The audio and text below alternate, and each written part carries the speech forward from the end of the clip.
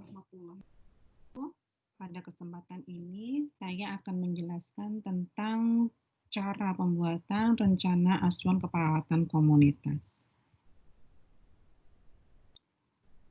Hal-hal yang akan dibahas yaitu nanti adalah apakah capaian pembelajaran, kemudian komponen-komponen dalam NCP komunitas, kemudian alur berpikir dalam penyusunan rencana keperawatan komunitas, kemudian kriteria tujuan perawatan, ekspektasi luaran, dan tentang intervensi keperawatan komunitas.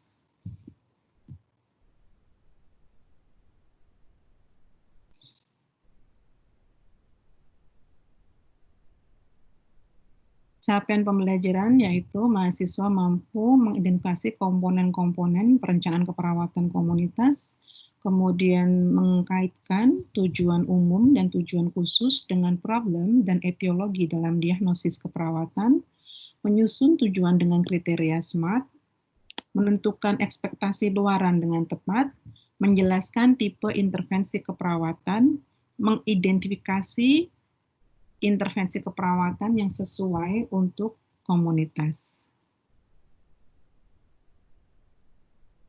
Nah, sekarang apa saja komponen perencanaan keperawatan sama seperti yang telah kita pelajari dalam proses keperawatan yang lain. Pada intinya, komponen perencanaan keperawatan komunitas sama dengan perencanaan keperawatan lainnya yang meliputi tujuan umum, tujuan khusus, dan rencana intervensi.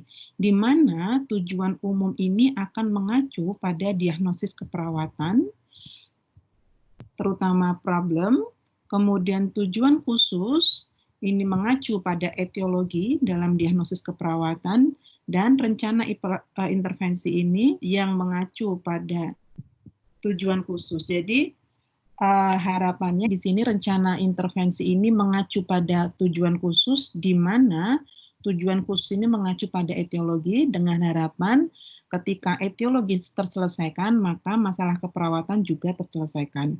Begini adalah alur pola pikir bagaimana intervensi bisa menyelesaikan masalah atau diagnosa keperawatan. Nah, ini adalah contohnya di mana ada diagnosis keperawatan yang terdiri dari problem dan etiologi. Kita lihat di sini contohnya adalah manajemen kesehatan tidak efektif. Ya, jika kita menuliskan problem dalam keperawatan komunitas, kalau saya sendiri lebih senang dispesifikkan sehingga nanti intervensi tidak kemana-mana ya. Jadi di sini manajemen kesehatan tidak efektif, yaitu diet hipertensi berhubungan dengan kurang terpaparnya informasi tentang takaran garam penderita hipertensi. Nah, di sini kita lihat dalam penentuan tujuan umum dan tujuan khusus, ya di sini tujuan umum mengacu pada problem, ya. Tujuan khusus mengacu pada etiologi. Nah, lihat di sini kita lihat bersama bahwa problem di sini adalah masalah perilaku, ya. Etiologi adalah masalah kognitif. Sehingga nanti luaran yang ditetapkan juga sesuai dengan levelnya ini, ya.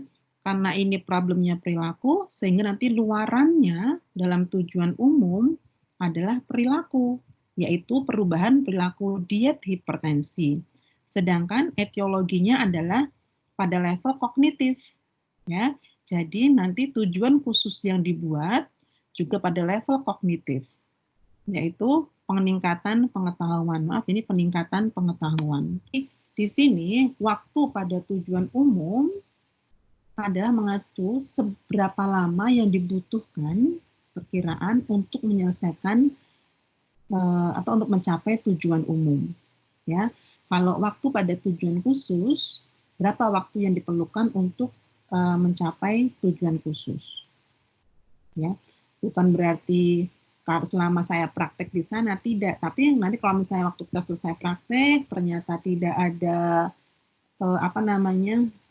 kita selesai, kita bisa mengoperkan, misalnya masuk praktek pada petugas kesehatan di sana ya, atau dengan kader yang ada di sana. Jadi indikatornya adalah waktu penyelesaian tujuan, ya, baik tujuan umum maupun tujuan khusus.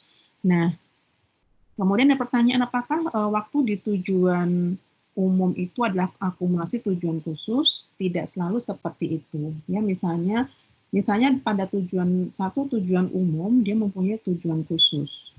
Ya, misalnya mengubah perilaku, dia perlu untuk untuk dapat menjelaskan tentang perilaku tersebut, kemudian dapat mendemonstrasikan misalnya. Nah, kemudian ada lagi yang lain misalnya untuk monitoring. Jadi waktu pada tujuan umum ini tidak selalu akumulasi pada waktu di tujuan khusus.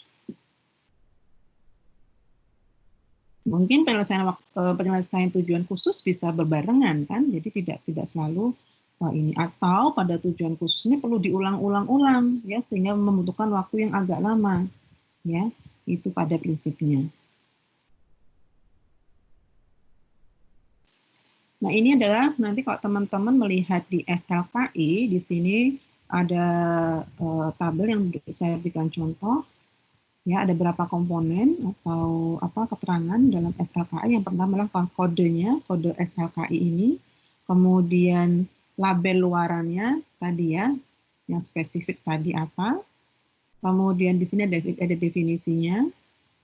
Ada juga nanti ekspektasinya meningkat, menurun atau misalnya membaik, sudah ada di sana. Kita tinggal melihat saja kalau sudah terstandar.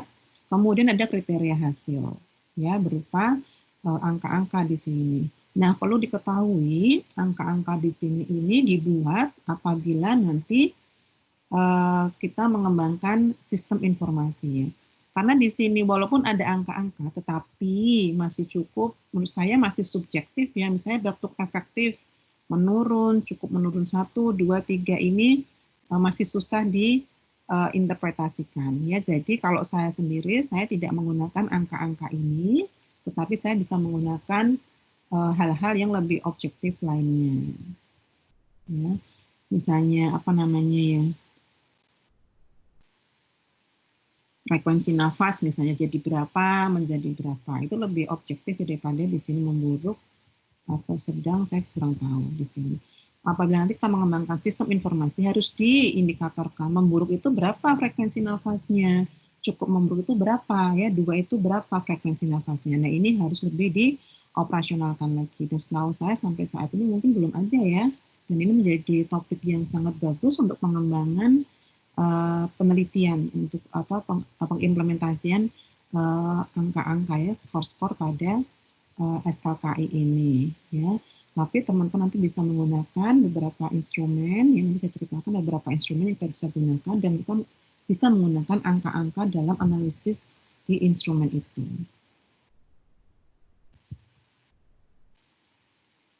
Nah, tadi ya saya ceritakan ada beberapa instrumen yang kita bisa gunakan tergantung dari perilaku apa yang mau kita rubah misalnya. Misalnya di sini kalau misalnya kita ingin meningkatkan tentang perilaku manajemen diabetes. Nah, kita bisa menggunakan kuesioner ini ya, the diabetes management questionnaire ya, atau untuk self care pada hipertensi kita bisa menggunakan the hypertension self care activity ya. Ini pada subkategori tadi ya, penyuluhan pembelajaran pada perubahan perilaku. Nanti kita bisa lihat angka-angka di sana, nanti kita bisa gunakan mau ditingkatkan ya, bagaimana peningkatannya bisa digunakan di sana. Kemudian di sini ada depression, anxiety, stress scale ya, untuk integritas ego. Juga kita bisa menggunakan instrumen-instrumen yang kita sesuaikan dengan kondisi klien ya. Di sini ada tentang stress, anxiety atau depression bisa digunakan, atau pada lansia kita bisa menggunakan khusus untuk geriatric depression scale. Ya, kita bisa gunakan di sana. Nah, masuk pada intervensi dan tindakan, teman-teman nanti di sini ada intervensi keperawatan, ada tindakan keperawatan. Apakah sama intervensi dan tindakan? Ternyata intervensi dan tindakan ini dibedakan. Ya, nanti kalau teman-teman melihat di standar atau SIKI standar intervensi keperawatan Indonesia, itu ada intervensi keperawatan, ada tindakan keperawatan. Intervensi keperawatan itu adalah segala treatment yang dikerjakan oleh perawat yang didasarkan pada pengetahuan dan penilaian klinis untuk mencapai outcome ya. Jadi pada intinya mudahnya intervensi adalah judul dari intervensinya itu apa? Misalnya konseling keperawatan, ya. Nah, konseling keperawatan ini akan dirincikan tindakan-tindakannya dalam prosedurnya itu dalam tindakan keperawatan, ya, yaitu perilaku spesifik yang dikerjakan oleh perawat untuk mengimplementasikan intervensi di atas, ya. Nah, ini contohnya, ini adalah nama intervensinya, ya, dalam standar intervensi keperawatan Indonesia atau SIKI, teman-teman menurut saya harus punya bukunya. Nanti ada di sini nama intervensinya, namanya label intervensi, manajemen nutrisi, ya. Nanti ada definisinya di sini. Nah, inilah tindakan-tindakannya, ya, tindakan-tindakan dalam manajemen intervensi, manajemen nutrisi. Nah, di sini setiap tindakan, setiap intervensi di standar intervensi keperawatan Indonesia atau SIKI ada meliputi 4 tindakan, ya. Pertama adalah 4 kategori. Yang pertama adalah observasi, yang kedua adalah terapeutik, edukasi, dan kolaborasi. Kita sering menyingkat dengan OTEK, ya. Observasi, terapeutik, edukasi, dan kolaborasi. Observasi di sini adalah tindakan-tindakan yang biasanya untuk mengetahui kondisi klien, ya. Nah, ini seringkali kalau misalnya kita menuliskan kaji status nutrisinya, tidak digunakan istilah kaji karena itu adalah level pengkajian. Harusnya teman-teman sudah mengkaji dulu status nutrisinya itu. Nah, pada tindakan inilah mengobservasi, ya, mengidentifikasi atau memonitor, ya. Memonitor misalnya asupan nutrisinya. Jadi tidak lagi mengkaji, gunakan istilah identifikasi. Ya, misalnya ini klien anemia gitu, ya, kemudian kita, oh iya nih, perlu diidentifikasi nih status nutrisinya di level mana nih. Nah, gunakan istilah identifikasi, ya, tidak kaji, ya. Atau apabila kita ingin melakukan rutin, ya, status nutrisinya kita lihat misalnya per 2 hari atau 1 minggu, kita bisa gunakan monitor, ya, monitor status nutrisi, ya, atau monitor berat badan. Kita bisa gunakan 2 istilah ini, ya, untuk observasi. Kemudian terapeutik adalah tindakan-tindakan mandiri keperawatan, ya, banyak sekali, teman-teman bisa lihat di sini, ya, atau yang lainnya. Kemudian untuk edukasi. Nah, edukasi ini adalah suatu hal yang biasanya kita menganjurkan untuk melakukan sesuatu. Ya, biasanya ini juga untuk mengubah perilaku biasanya. Ya. Kemudian ada tindakan kolaborasi. Nah, kolaborasi ini adalah bisa, kalau misalnya saya bisa kolaborasi antar tenaga kesehatan, ya, atau mungkin kalau bisa diperlukan antar di dalam profesi keperawatan. Misalnya kita di area komunitas, kita perlu kolaborasi dengan spesialis keperawatan jiwa, itu juga bisa digunakan di situ.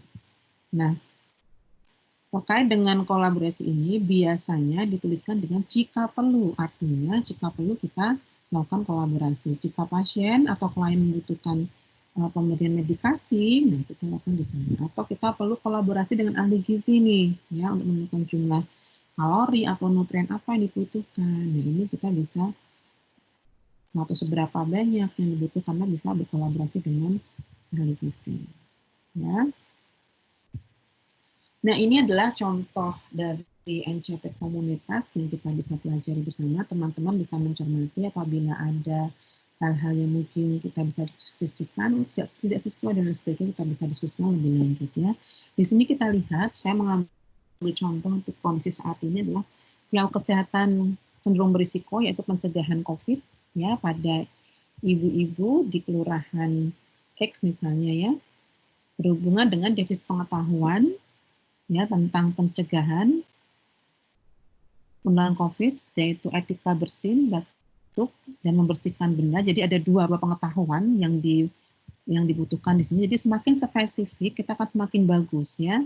Karena ini ada 2, jadi nanti intervensi kita nggak kemana-mana nih. Ya, di sini pengetahuan 2, ya. Di sini juga harusnya di pencegahan COVID nanti kita bisa, kalau mau dispesifikkan lagi juga boleh.